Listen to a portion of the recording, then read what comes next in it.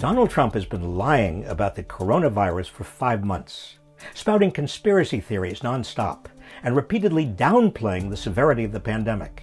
Now he's filling social media and the airwaves with untruths about the economy, so he can dupe his way to Election Day. I think the recovery has been very strong. We've set record job numbers. We've set record numbers. The recovery has been very strong, Trump said. Then, the Commerce Department reported the U.S. economy contracted between April and June at the fastest pace in nearly 3/4 of a century, which is as long as economists have been keeping track. The drop wiped out 5 years of economic growth. The comeback won't take very long, he recently reassured Americans. But every indicator shows that after a small uptick in June, the U.S. economy is tanking again. 1/3 of U.S. restaurants face permanent closure. Reservations are down. Traffic at retail stores is dwindling. More small businesses are closing. The tiny rebound in air travel is reversing. What's Trump's plan to revive the economy now? The same one he's been pushing for months. Just reopen it.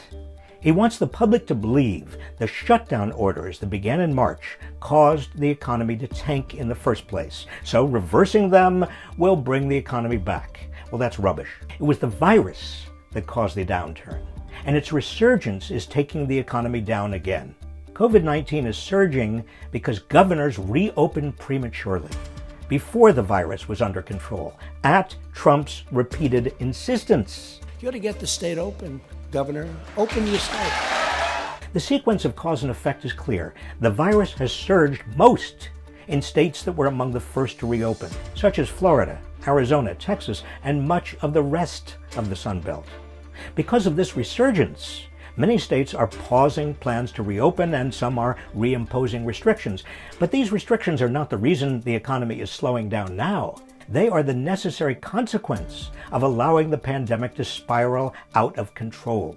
Even the White House's own coronavirus task force concludes that 21 states have outbreaks serious enough to justify more restrictions.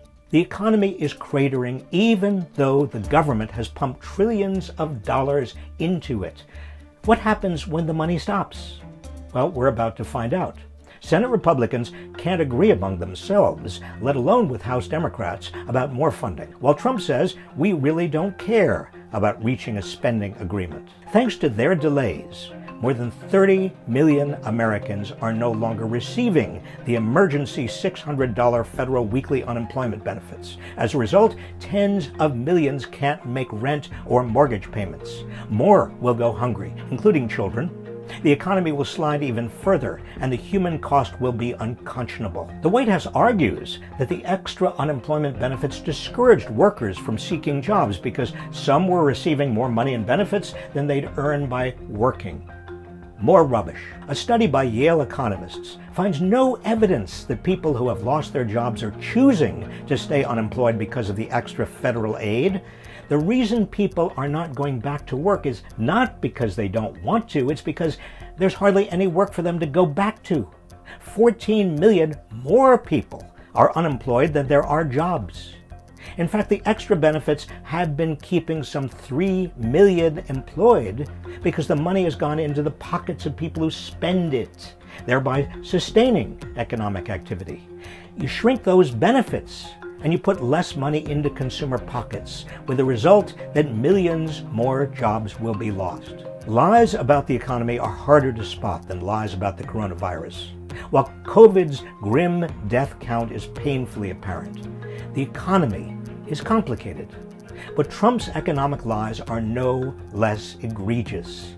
And just like his lies about the virus, they are causing a great deal of unnecessary suffering. Know the truth. Focus on containing COVID so we can save lives and finally get the economy back on track.